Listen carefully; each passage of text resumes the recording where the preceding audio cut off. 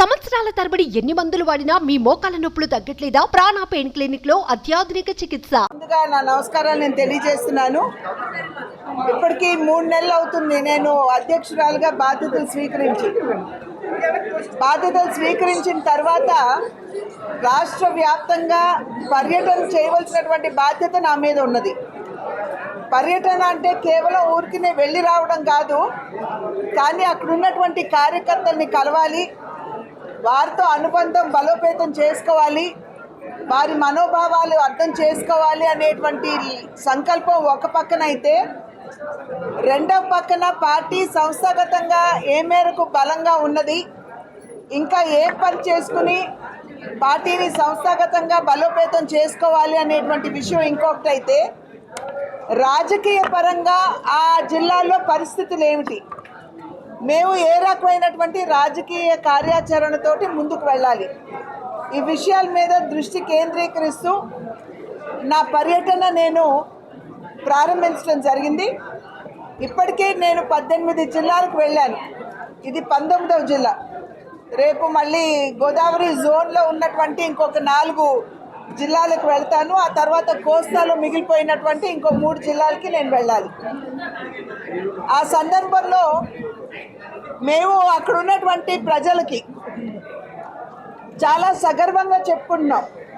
మోడీ గారు ప్రధానమంత్రిగా బాధ్యతలు స్వీకరించి భారతీయ జనతా పార్టీ కేంద్రంలో అధికారంలోకి వచ్చి 9.5 సంవత్సరాలు అయినటువంటి సందర్భంలో, ఇంకా వచ్చే సంవత్సరం ఏప్రిల్ చివరికల్లా ఎన్నికల్ని మనం అందరం కూడా ఎదుర్కోబోతున్నాం. అటువంటి సందర్భంలో భారతదేశానికి ఏ రకమైనటువంటి సుపరిపాలనని భారతీయ జనతా పార్టీ నాయకత్వంలో ఉన్న కేంద్ర ప్రభుత్వం అందించిందో మేము చాలా సగర్వంగా చెప్పుకుంటున్నాం. అది మాత్రమే కాకుండా కొత్తగా ఏర్పడినటువంటి ఆంధ్ర రాష్ట్రానికి కేంద్ర ప్రభుత్వం అన్ని రకాలుగా తన సహకారాన్ని రాష్ట్రానికి అందించింది.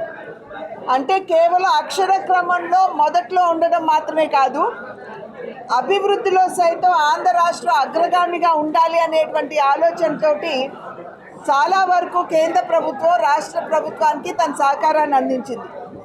ఒక రకంగా చెప్పాలంటే రాష్ట్రంలో జరిగే అభివృద్ధి పనులన్నీ కూడా ఇవాళ కేంద్ర ప్రభుత్వ సహాయంతోనే జరుగుతున్నాయని చెప్పి మేము గర్వంగా చెప్పుకోగలుగుతున్నాం. ఎందుకంటే నేను పర్యటించాను. ఇప్పటికే నేను 19 జిల్లాల పర్యటనకు వెళ్ళాను. వెళ్ళినటువంటి సందర్భంలో ఆ జిల్లాలో కేంద్ర ప్రభుత్వ సహకారంతో జరిగేటువంటి అభివృద్ధి పనులు, వాటిని మీడియాతో సహా వెళ్ళి మేము చూడటం జరిగింది. ఎందుకంటే ఒక రకమైనటువంటి మీరు నేను అనుకుంటున్నాం వారు తీసుకోవాల్సినటువంటి చర్యలు వారు తీసుకుంటున్నారు. ఇవాళ కేంద్రం డబ్బిస్తుంది. స్టిక్కర్ ఎవరిదండి? రాష్ట్ర ప్రభుత్వాన్ని, జగన్మోహన్ రెడ్డి గారిది. అది వల్ల కాదు అని చెప్పి మేము ఫిర్యాదు చేసిన తర్వాతే కదా కేంద్రం మరి చొరవ తీసుకుంది. అట్లాగే మేము ఎప్పటికప్పుడు వారి దృష్టి తీసుకెళ్తుంటే వారు దాని మీద చర్యలు తీసుకుంటున్నారు. కేంద్ర ప్రభుత్వం ఏది సర్లండి, లెక్కలు నేను ఏ రకంగా మార్చేసి నేను అక్కడ లెక్కలకి ఇస్తాను. మేము లేవండి, మేము ఆంధ్రాలో ఉన్నాం. మేము లెక్క తీసుకున్న తర్వాత ఆ లెక్కకు అనుగుణంగా మేము ఇతర రాష్ట్రాలతో మేము పోల్చుకుంటాం. దాన్ని అధిగమించి తీసుకోవాల్సినటువంటి నిర్ణయం మా కేంద్ర నాయకత్వం తీసుకుంటుంది.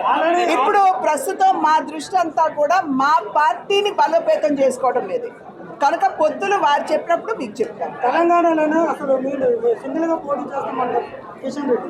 దానికి సంబంధించి పొత్తుల మీద కేంద్ర నాయకత్వం వారు నిర్ణయం తీసుకుంటారు. వారి నిర్ణయం తెలిపిన తర్వాత వారి నిర్ణయం మేము మీకు తెలుపుతాం. ఓకే.